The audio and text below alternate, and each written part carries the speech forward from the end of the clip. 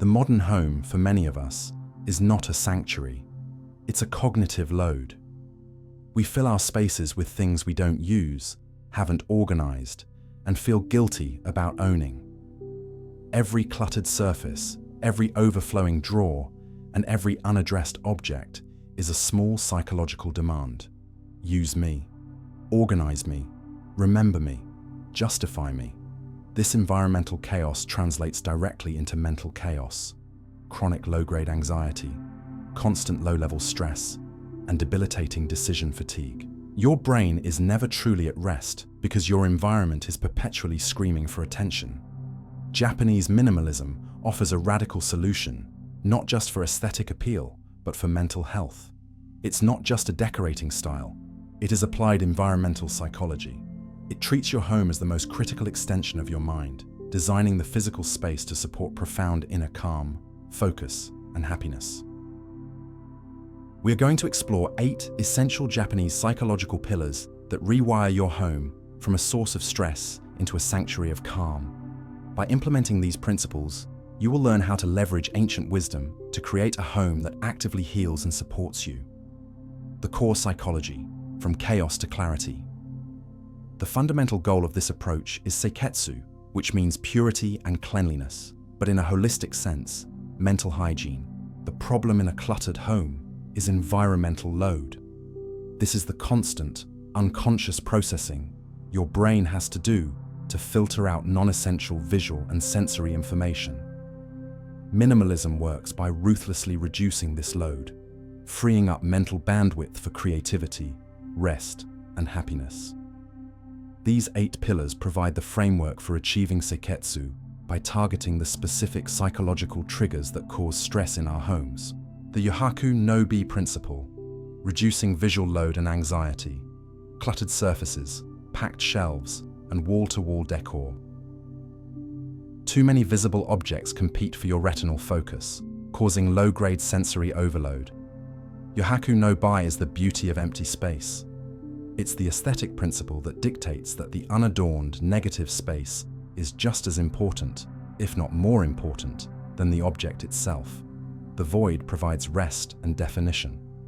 The 70-30 rule. 1. The rule. Designate specific storage units, shelves, cabinets, closets. Ensure that no more than 70% of the space is ever occupied. The remaining 30% must remain intentionally empty. 2. The rest. Apply this rule to surfaces. For every object displayed, a vase, a book stack, ensure there is an ample yohaku, empty area, surrounding it. 3. The mental benefit. This ritual reduces visual load. The brain interprets the empty 30% as potential and calm, not as a failure to fill space. It gives your eyes a place to land and rest, dramatically reducing visual anxiety. Your home shifts from a gallery of objects to a temple of space. You are designing for psychological comfort, not maximum capacity. The Ikigai joy filter, reducing guilt and decision fatigue. Owning objects out of guilt, obligation, or the just-in-case fallacy. Every unused item represents a potential decision. Keep, use, discard, that drains your mental energy. Ikigai is your reason for being, or reason to jump out of bed. When applied to possessions, it means asking if the object truly has a purpose that supports your happiness or core values. It goes beyond Marie Kondo's joy and asks about the item's reason for existence in your life. The Purposeful Possessions Audit. 1. The audit. Question. When evaluating an item you rarely use, do not ask, "Do I like this?" Ask, "What is this item's ikigai in my life right now?" 2. The guilt test.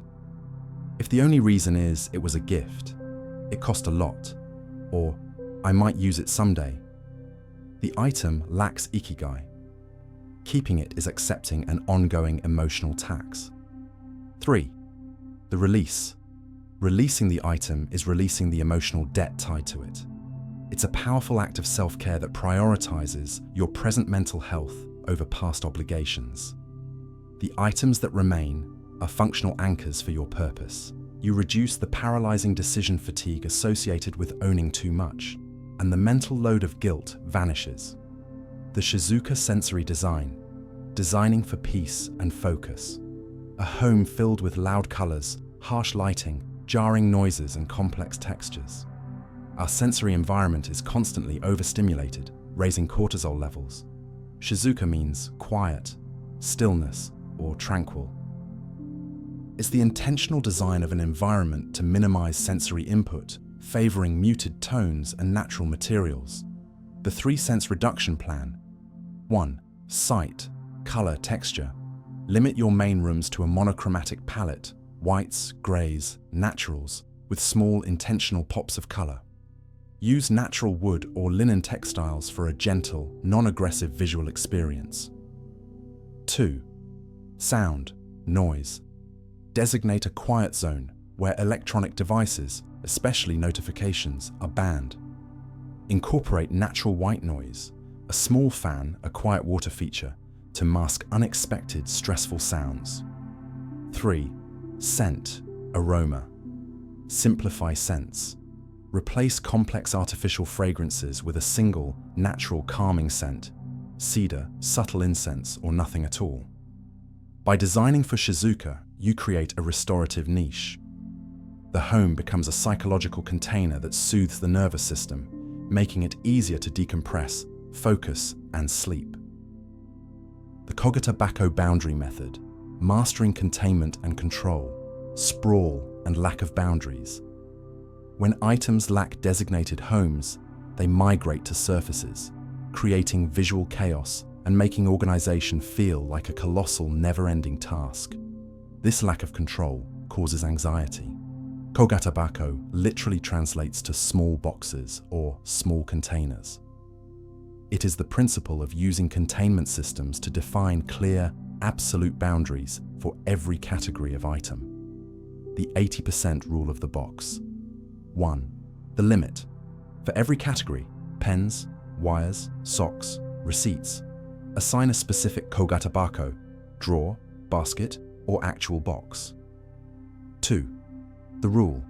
If the container reaches 80% capacity, you must immediately apply the Ikigai Joy filter, Pillar 2, before adding anything new.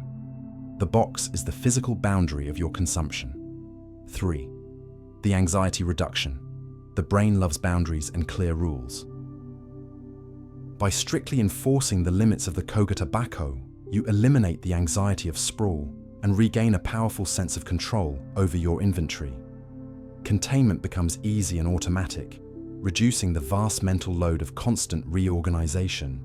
Kogata Bako provides immediate structure, which the brain equates with safety and order. The Kakehashi transition rituals, creating mental flow and intentionality. Friction during transitions, jumping from work mode to home mode, or day clothes to rest clothes, without a clear psychological break, leading to lingering stress. Kakehashi means the bridge. It is the intentional creation of a smooth, deliberate transition between two states, spaces, or activities. The 5-minute Kakehashi transition. 1. The acknowledgement. When moving from one core activity to another, e.g., leaving the office area to enter the living area, consciously acknowledge the shift. 2. The ritual. Perform a simple 5-minute Kakehashi ritual. Hang up your keys, put the shoes exactly in their spot, wash your hands, and clear the immediate surface of the next room you enter. Not a big clean, just 2-3 items. 3. The mental benefit. This physical, sequential ritual serves as a psychological bridge. It signals to your nervous system that the previous state, stress, work, activity, is concluded, allowing you to enter the new state, rest, family, focus, with intentionality. You minimize the mental residue that clings to you from the previous task, allowing you to be fully present and calm in the current one. The Ichigo Ichi-e mindful use, amplifying appreciation and presence. Taking items for granted, we use our possessions mindlessly, failing to register their value, which diminishes appreciation and perpetuates the cycle of seeking novelty. Ichigo Ichie means one time, one meeting. It's the profound awareness that every moment and every encounter is unique and will never happen again in the exact same way. The Ichigo Ichie moment of use. 1. The selection. When you use an essential item, your favorite mug, a pen, a blanket, pause before using it. 2. The acknowledgement. Consciously acknowledge the object. Hold it for a moment and notice its texture, weight, and function. Think, this is the only time I will drink from this mug at this exact moment in my life. 3. The gratitude loop. This brief moment of focused presence generates immediate gratitude and amplifies the joy of use, reinforcing the Ikigai of the object. You transform passive consumption into active, mindful appreciation. By increasing the depth of connection to your few essential items, you reduce the psychological drive to acquire more, simplifying your desires and increasing happiness. The Shiketsu daily hygiene, the power of ritual and consistency, the overwhelming scale of the big clean. Allowing clutter to accumulate until the task of cleaning feels impossible, leading to avoidance and anxiety. Shiketsu is purity cleanliness. It is the commitment to maintaining the organized, clean state achieved after initial siri, sorting, and seiton, setting in order. It is about consistency, not intensity. The 10-minute Seiketsu sweep. 1. The commitment. Commit to a maximum of 10 minutes of active, non-judgmental tidying every single day. 2. The sweep.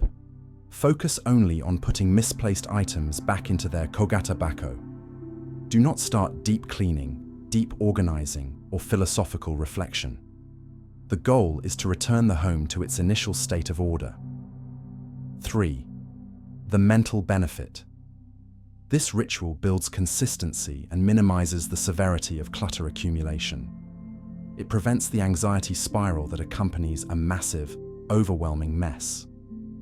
Daily Shiketsu is the psychological equivalent of brushing your teeth, simple, small, and preventative. You dismantle the paralyzing fear of cleaning and maintain a state of low environmental load, ensuring your home remains a source of calm rather than a pending chore. The wabi-sabi imperfection release, reducing self-imposed home pressure, the pressure of perfection, feeling anxious about scuffs, spills, or wear and tear. Trying to maintain a sterile, showroom-perfect environment, which is mentally exhausting and unrealistic.